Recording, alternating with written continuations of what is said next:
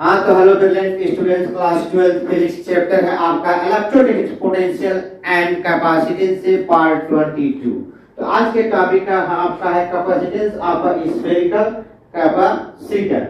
But जो spherical capacitor है वह क्या है? It consist of two concentric spherical shell of radius r1 and r2। Sphere A का रेडियस r1 है और स्फीयर बी का रेडियस r2 है। इसी चैप्टर में हमने आपको कैपेसिटेंस ऑफ स्फेरिकल कैपेसिटर, केवल एक हमने कैपेसिटर स्फेरिकल कैपेसिटर लिया था और उसका रेडियस क्या माना था r, और इसके सरफेस पर जब प्लस q चार्ज दिया गया था तो ये चार्ज इनके सरफेस पर यूनिफॉर्मली रीडिस्ट्रीब्यूट हो जाता था।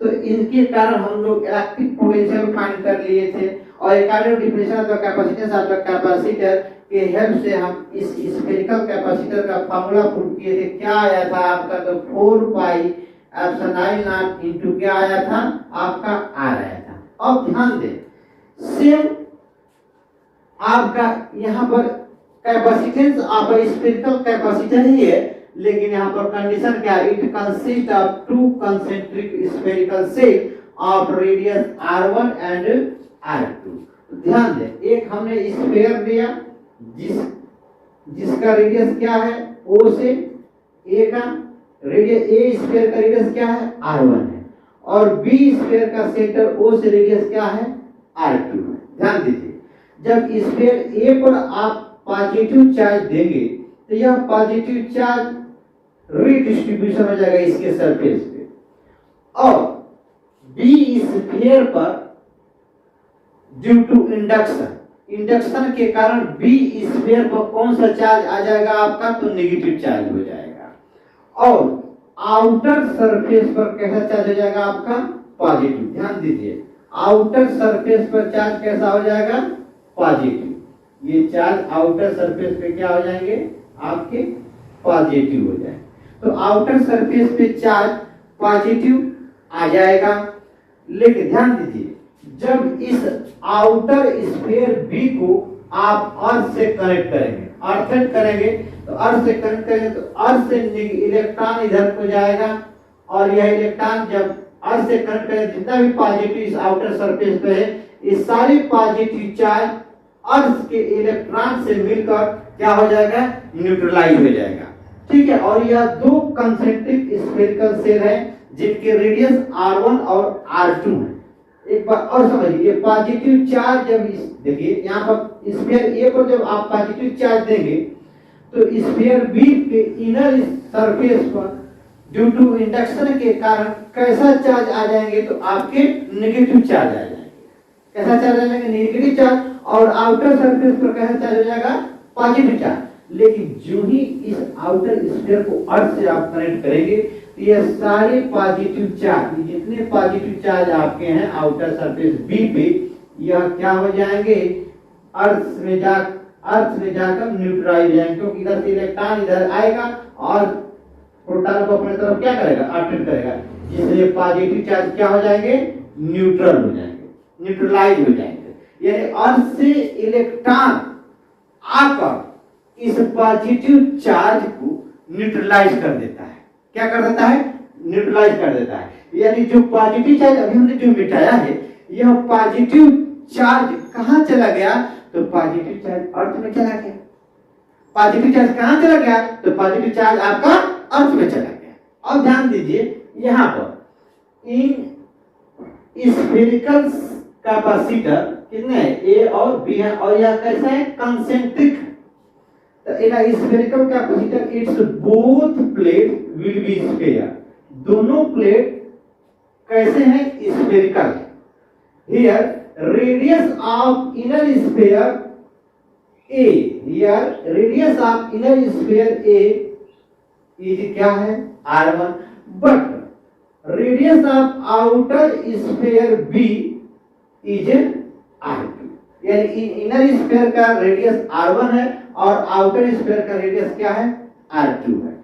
And inner sphere A is given to the positive charge. जब इनर स्फीयर को आप पॉजिटिव चार्ज देंगे तो and outer sphere is r2, और आउटर स्फीयर को अर्थ से कनेक्ट किया। तो जब इनर स्फीयर को पॉजिटिव चार्ज देंगे तो यह पॉजिटिव चार्ज देंगे तो यह पॉजिटिव चार्ज सरफेस पर यूनिफॉर्मली डिस्ट्रीब्यूट हो जाएगा।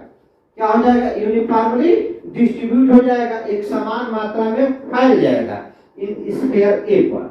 और ड्यू टू इंडक्शन के कारण स्फीयर बी पर कौन सा चार्ज आएगा? Negative charge. और आउटर सरफेस को कौन सा चार्ज आ रहा था? Positive charge. और जो ही इस आउटर सरफेस को आप अर्थ से कनेक्ट करेंगे ना तो यहाँ से इलेक्ट्रॉन आकर इस पॉजिटिव चार्ज को क्या कर देगा? न्यूट्रलाइज कर देगा।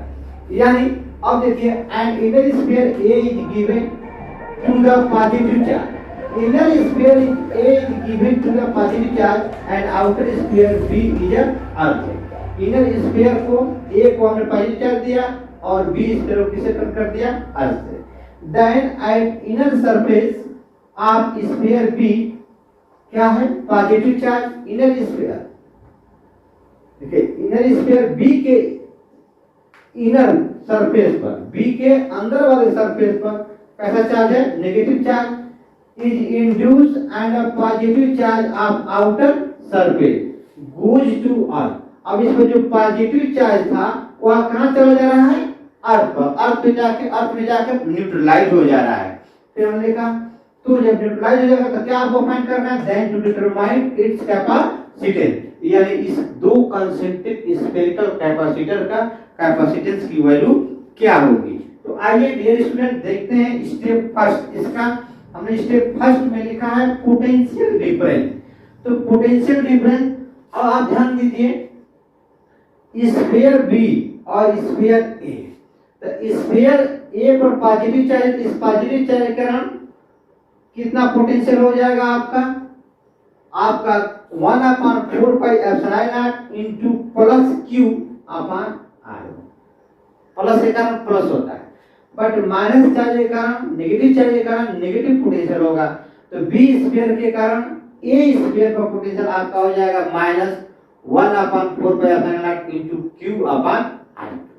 अब देखते हैं potential difference. Total potential on inner sphere A is equal to potential due to own charge plus q plus potential due to negative charge of sphere b। यानी अभी यहाँ हम क्या लिखेंगे? स्फीयर ए पर, ए के सरफेस पर पोटेंशियल v, इसको कहेंगे टोटल पोटेंशियल ऑन स्फीयर ए। ध्यान दीजिए, आपको हमने इलेक्ट्रिक पोटेंशियल फाइंड किया था स्फेरिकल से, यानी हमने बताया था कि स्फेरिकल से there are two types, hollow sphere and a solid sphere. ठीक है, फिर हमने बताया था कि hollow sphere there are two types, एक कंसेंट्रिक हालो स्फीयर और दूसरा non conducting hollow sphere. Solid sphere में हम दो टाइप बताया था, concentric solid sphere, non concentric solid sphere. तो हमने तीन स्फीयर की बात कर रहा हूं, conducting solid sphere, conducting hollow sphere, non conducting hollow sphere and conducting solid sphere. Charge कहां होते हैं? तो एटम सरफेस पे। चार्ज कहां होते हैं? एटम सरफेस पे, तीनों केस में। इसका भी लेक्चर हमने दे चुका है, बता चुका है।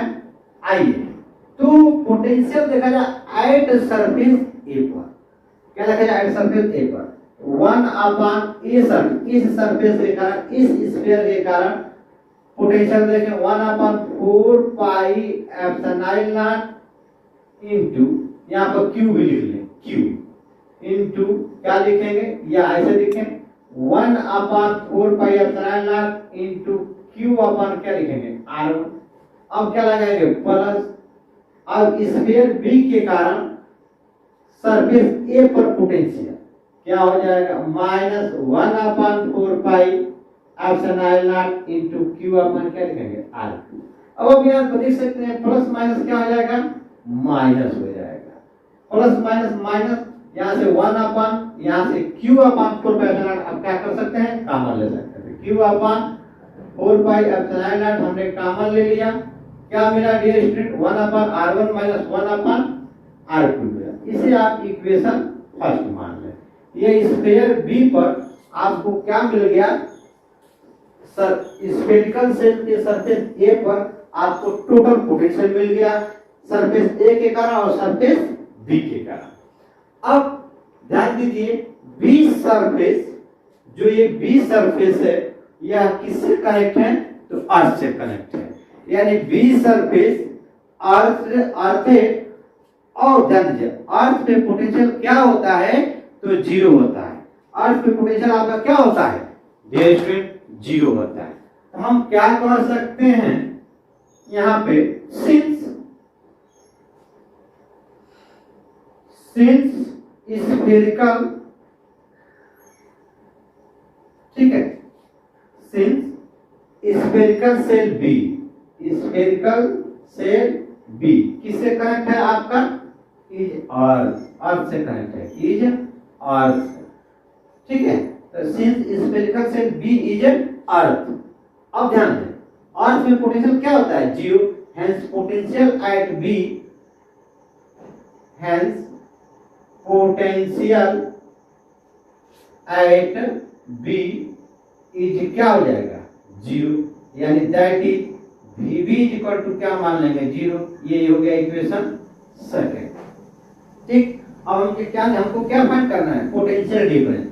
अब हम देख सकते हैं पोटेंशियल डिफरेंस,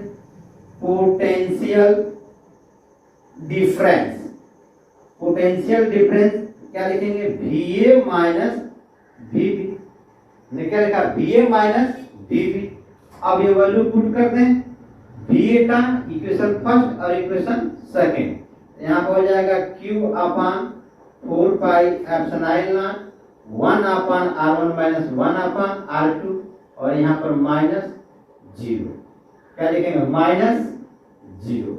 अब आप देख सकते हैं यहाँ पर Va minus Vb, Va minus Vb is equal to क्या लिख सकते हैं आप? V is equal to Q upon 4 pi epsilon not यहाँ पर R1 इंटू R2, यहाँ हो जाएगा R2 माइनस R1। ये हमको मिला इक्वेशन थर्ड, ठीक है।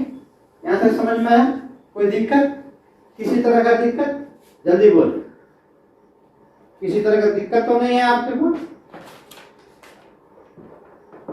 अब स्टेप सेकंड देखें। स्टेप सेकंड में हमको क्या फाइंड करना है? कैपेसिटेंस। तो स्टेप सेकंड, इस दोनों कंसेंट्रिक स्फेरिकल सेल्स के कारण कैपेसिटेंस फाइंड करना है। कैपेसिटेंस, कैपेसिटेंस क्या लिखेंगे? Capacitance C equal to formula होता है Q अपान V। V की वैल्यू हम फाइंड कर चुके हैं, ये वैल्यू उठाकर यहाँ पर पुट कर देंगे। तो C, Q और V की वैल्यू क्या है? Q upon 4 pi epsilon naught into R2 minus R1 अपान R1 इंटू R2। आप देख सकते हैं ये Q से Q क्या आ जाएगा? कैंसिल। ये 4 पाई एप्सिलॉन नॉट कहाँ चला जाएगा? ऊपर। तो C is equal to 4 pi epsilon naught into, ये देखिए ऊपर चला जाएगा R1 इंटू R2 अपान R2 माइनस R1। तो इस तरह से आप क्या कर सकते हैं? दोनों कंसेंट्रिक स्फेरिकल सेल के कारण कैपेसिटेंस के वैल्यू क्या कर सकते हैं आप? तो फाइंड कर सकते हैं। और ध्यान दीजिए अगर इन दोनों प्लेटों के बिटवीन एयर है यहाँ पर, अब एयर के कंपैरिजन में कोई क्या हो जाए? डाइलेक्ट्रिक मीडियम इंसर्ट कर दें जिसकी डाइलेक्ट्रिक कांस्टेंट क्या है? K है। तो यहाँ पर अगर कोई डाइलेक्ट्रिक मीडियम K है तो उसके लिए आप फॉर्मूला आप क्या करेंगे? तो यहाँ पर आप क्या कर देंगे? ऑलरेडी K को पुट कर देंगे, ठीक है। यहाँ आप ऐसे लिखें, ध्यान दीजिए K इज इक्वल टू मैंने बताया था E अपान एप्सिलॉन, और इसी को हम क्या कहते हैं? ER कहते हैं, ठीक है। क्या कहते हैं? ER कहते हैं। तो K इंटू एप्सिलॉन नॉट या एप्सिलॉन नॉट इंटू ER, ये रिलेटिव परमिटिविटी है। हम K into epsilon naught equal to क्या लिख सकते हैं? E लिख सकते हैं, permittivity of that medium, permittivity of that medium. तो जब दोनों कंसेंट्रिक स्फेरिकल सेल के बिटवीन डाइलेक्ट्रिक मीडियम कैपिटल के हूं, तब फॉर्मूला हो जाएगा C dash equal to 4 pi epsilon naught into capital K R1 into R2 upon R2 minus. तो इस तरह से इस फॉर्मूले को इस तरह के to concentric spherical shell of radius R1 and R2 के लिए आप कैपेसिटेंस की वैल्यू क्या कर सकते हैं, फाइंड कर सकते हैं। ठीक है, जल्दी से वीडियो को पास करके नोट कर लें या शॉर्ट स्क्रीन ले लें और मिलते हैं हम लोग नेक्स्ट लेक्चर में। तब तक के लिए आप लगे रहें जोशो खरोशो के साथ, जबरदस्त आपको मेहनत करना है। अगर वीडियो अच्छी लगी तो कमेंट जरूर कीजिएगा। साथ ही साथ अगर यदि हमारे चैनल पे नए हैं तो आप हमारे चैनल को प्लीज सब्सक्राइब जरूर कीजिएगा। It's okay, bye.